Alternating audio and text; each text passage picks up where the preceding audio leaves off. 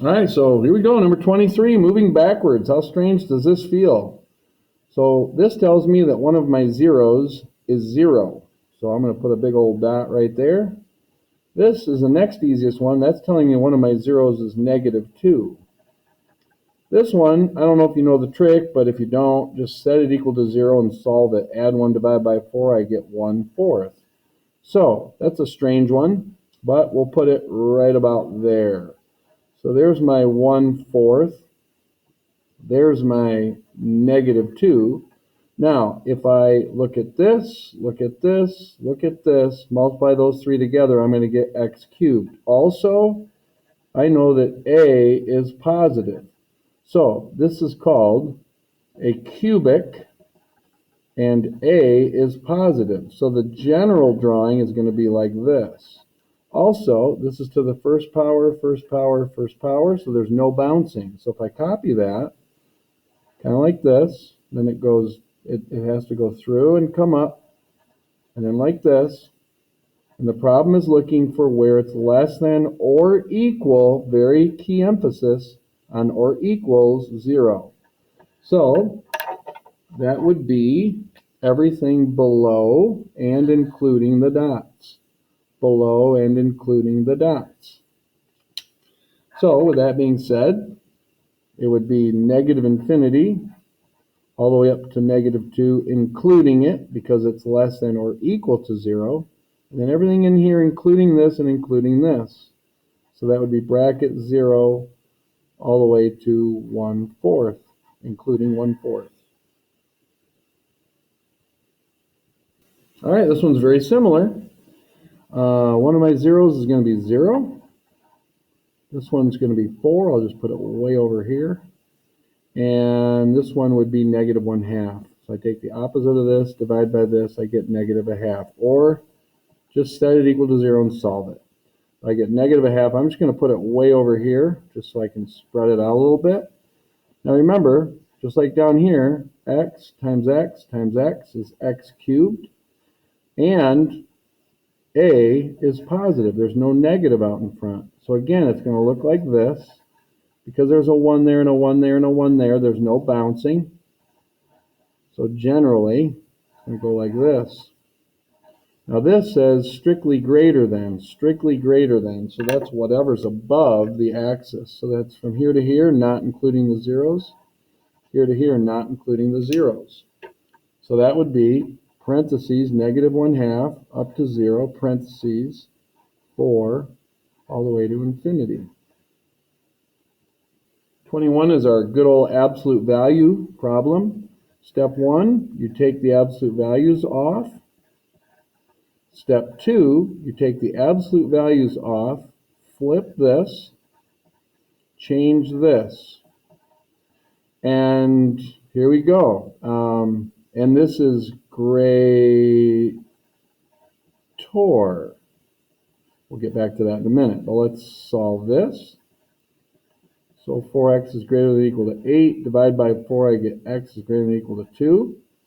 Or add 2. 4x is less than or equal to -4. X is less than or equal to -1. Now I'm going to graph these. Put my 0 here. Less than or equal to -1, I'm going to fill in circles that way. X is greater than or equal to 2. It's going to be over here. So here's my -1. Here's my 2. Filled in circle there. Now, or means the sum of all events. So it is this or this. So I'm going to include both scenarios. So I need to describe that. That would be -infinity all the way up to -1, including -1, with 2 all the way to infinity. All right, this one's got a little bit different flavor to it. So the absolute value, remember, step number 1, take the absolute value off. Step number 2, take the absolute value off, flip this, take the opposite of this. There's a long reason why, and I explained it while we were learning it, but now is not the time.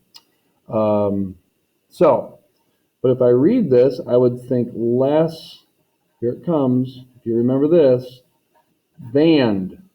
So that means this is an and problem.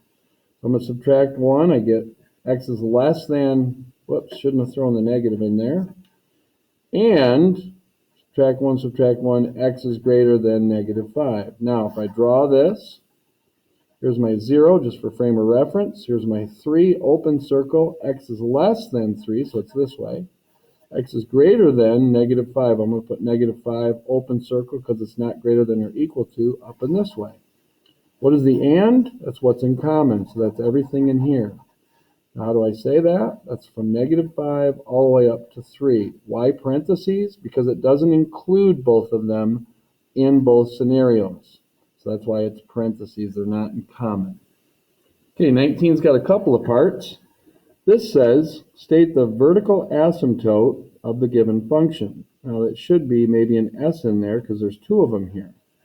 Now, I know that there are no zeros allowed in the denominator. You've been taught that for a while now. So I got to find out what would cause that problem. So x equals 3 would cause that problem, and x equals negative 3 would cause that problem. So if I was to graph this, that would be x equals 3. This would be x equals negative 3, and these would be my asymptotes. And that's all they want. In other words, this is the area of your graph where it just wouldn't cross it. You could type this into Desmos.com to find out exactly what it looks like, and you can see how these asymptotes work, but that's not what the problem's asking. So this one would be x minus 4, x minus 3, and I'd say, hey, what would cause problems? Well, x equals 4 would cause problems. What would cause problems here? Well, x equals 3 would cause problems, and here are my asymptotes. Literally, these are the equations of my asymptotes. So, number 18, these are weird questions. I would probably leave these off if I had a choice, but it says, is it possible for a certain quartic, that means there's going to be 4 zeros or 4 solutions, to have the roots another word for solutions, plus or minus 1/2 and 0. These are only 3 solutions, so we would say no.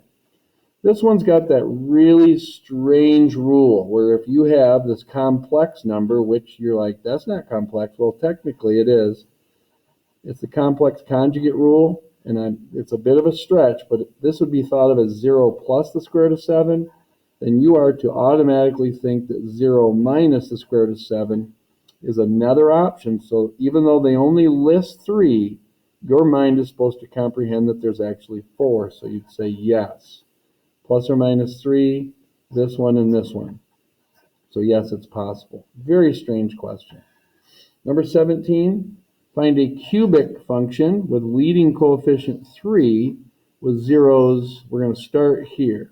So it's going to be f of x equals x plus 1, x minus 1, x minus 2. Now, unfortunately, what we have to do is multiply this all out. Now, I'm going to start right here, and I can tell that this is going to be x squared, and then negative x plus x is just gone in my FOIL. So my outside and my inside cancel, but 1 times negative 1 is negative 1. And now I have to multiply that by x minus 2. So I'm going to FOIL this. This times this is x cubed. Outside would give me negative 2x squared. Inside would be negative 1x. And then last would be plus 2. Now, it'd be a sad thing to circle this box because you didn't read the darn instructions. Leading coefficient, which means we're going to triple everything. So it's 3x cubed minus 6x squared minus 3x plus 6. All right, so here we go. Number 16, identify the remainder. So what I'm going to do, I'm going to remember my synthetic division and say, hey, negative 1, I'm going to put that in the nest. I'm going to remember that this is 0x cubed here because it has to be in linear fashion. So there's my 2, there's my negative 3, there's my negative 4, there's my 2, and here we go. Drop the 2 down, multiply, negative 5, multiply, 1, multiply, and I get a 1. This is always my remainder. So 1 is my remainder. Strangely, I forgot to put this in. I just realized that. So I just demonstrated what not to do. Call it being in a hurry. 2, 0, -3, -4, 2. Drop the 2. Here we go. -2, add it. That'd be 2. Add it. -1. -1 times -1 is 1. Add it. -3. -1 times -3 is 3. 3 plus 2 is 5. And there's my remainder. There. Sorry about that, you guys. Mistakes happen. Okay, so number 15b is x equals -1, a root or a solution of this cubic. Well, plug it in.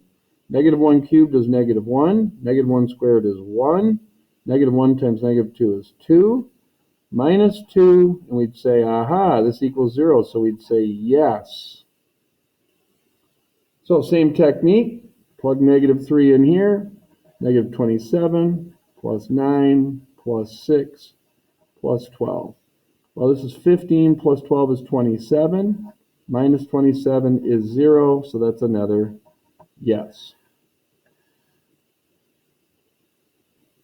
All right, just so you understand the difference between this problem and this problem, here they're giving you the zeros and then you plug it in.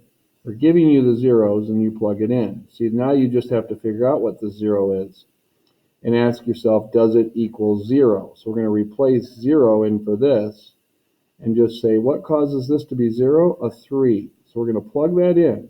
3 to the 4th is 81. 3 squared is 9 times -6 is -54. 3 times -4 is -12 minus 15. If we add this up, this right here is -27. And so this would give me 81 minus 81, and we get a 0. So we say yes for 14a. 14b, what we're going to do is same thing. What causes this to be a 0? A -2. So we're going to plug this in. -2 to the 4th is 16.